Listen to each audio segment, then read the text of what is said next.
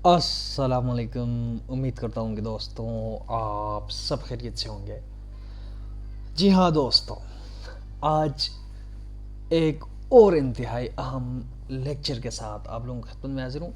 इस लेक्चर में हम relation between federation and provinces discuss करेंगे according to the constitution with respect to the extent of legislative power, to the extent of legislation, हम विफाक और province के ताल्लुकात के बारे में हम डिस्कशन करेंगे। सबसे पहले ये जान ले कि पाकिस्तान एक इस्लामी रियासत होने के साथ साथ एक डेमोक्रेटिक फेडरेशन भी है।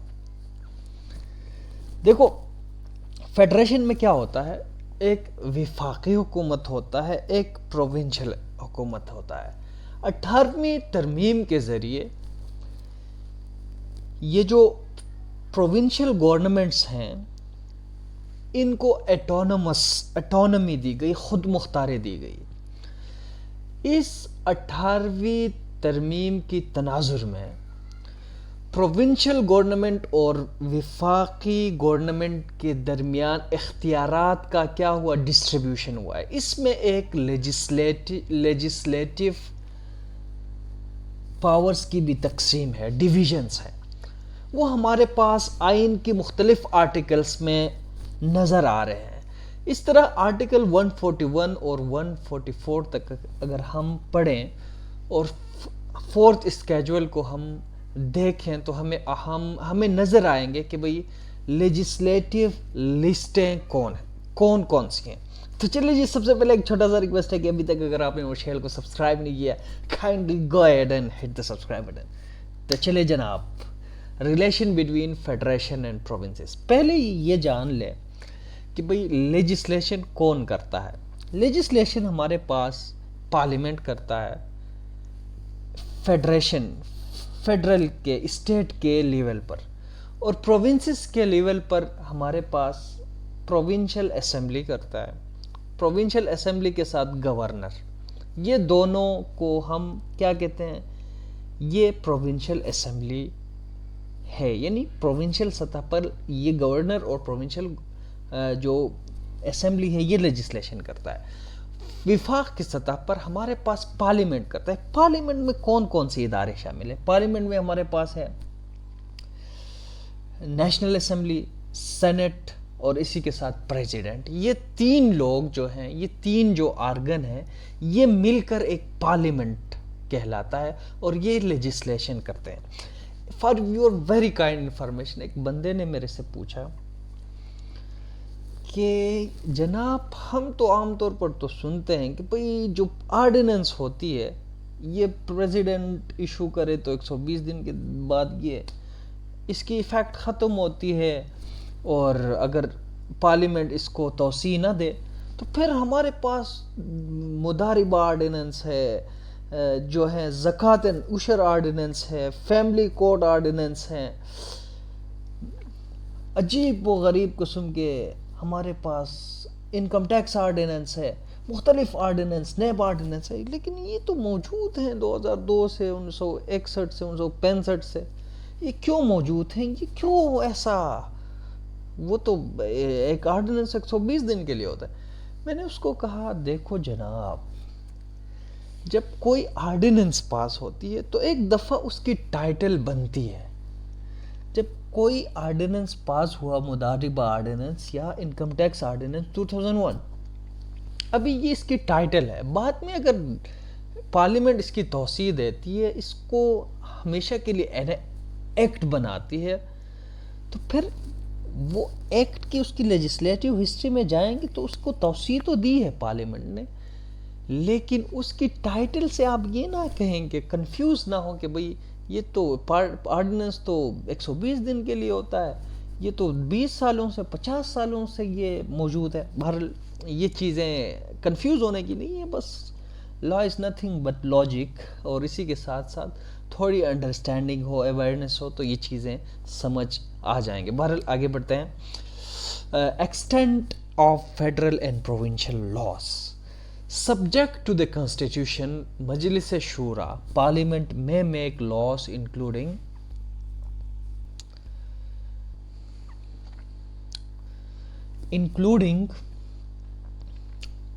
laws having extraterritorial operation for the whole or any part of Pakistan, and a provincial assembly may make laws for the province or any part thereof. میں نے ڈسکس کیا کہ وفاق جو ہے پاکستان کے سطح کے لیے جو بھی کنسٹیٹیوشن میں پرووائڈ ہیں سبجیکٹ ٹو کنسٹیٹیوشن میں لسٹ پرووائڈ ہیں، provincial legislative list, concurrent list and federal list. Fourth schedule کو پڑھیں، وہاں فیڈرل لیجسلیٹو لسٹ موجود ہے کہ بھئی وفاق کن کن چیزوں پہ کیا کر سکتا ہے، قانون سازی کر سکتا ہے. تو سبجیکٹ ٹو کنسٹیٹیوشن کا مطلب یہ ہے کہ بھئی کنسٹیٹیوشن کے تحت یعنی جتنے بھی لسٹ پرووائڈ ہیں، جتنے بھی سبجیکٹ ہیں، ان پر وفاقی سطح پر لیجسلیشن کر سکتا ہے. پروونشل سطح تک لیجسلیشن اس سبجیکٹ سے ریلیٹڈ کر سکتا ہے، لیکن وہ ایک پروونس کے جورسڈکشن ٹیریٹوریل لیمٹ کے اندر تک محدود ہوگی. تو چلے جی، اس کے ساتھ وفاق کے بارے میں کہہ رہا ہے کہ بھئی یہ اوورسیز پاکستانیوں کو ریگولیٹ کرنے کے لیے یا اوورسیز جتنے بھی پاکستان کے ٹیریٹریز ہیں، مختلف ڈپلومیٹس ہیں، مختلف امپلائیز ہیں، آفیشلس ہیں، پاکستان کو ریپریزنٹ کرتے ہیں، ایمبیسیز ہیں وغیرہ، جتنے بھی ان کو ریگولیٹ کرنے کے لیے ظاہر سی بات ہے وفاق کیا کرے گا، لیجسلیشن کرے گا. آگے بڑھتے ہیں جناب. Article 142 subject to the constitution Majlis Shura parliament shall have exclusive power to make laws with respect to any matter in the federal legislative list. اور ظاہر سی بات ہے بھئی، آسان سی بات ہے، فیڈرل لیجسلیٹو لسٹ کا کنسٹیٹیوشن کی اس گرین بک کی آپ فورتھ اسکیجول کو نکالیں، وہاں آپ لوگوں کو نظر آئے گا کہ بھئی فورتھ اسکیجول لسٹ میں فیڈرل لیجسلیٹو لسٹ کون کون سی ہیں. Majlis Shura parliament and provincial assembly also shall have power to make laws with respect to any matter in the concurrent legislative list. اگر کنکرنٹ لیجسلیٹو لسٹ سے کیا مراد ہے کہ بھئی وہ لسٹ جہاں پہ آئین نے کہا ہے کہ بھئی اس سبجیکٹ پر وفاق بھی لا بنا سکتا ہے، پروونس بھی لا بنا سکتا ہے.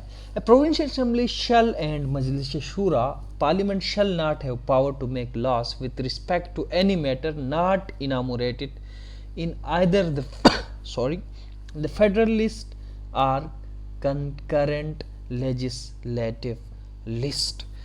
اگر ایک پروونشل اسمبلی کوئی بھی قانون سازی نہیں کر سکتا اگر وہ معاملہ کنکرنٹ لسٹ میں موجود نہیں ہے یا وہ معاملہ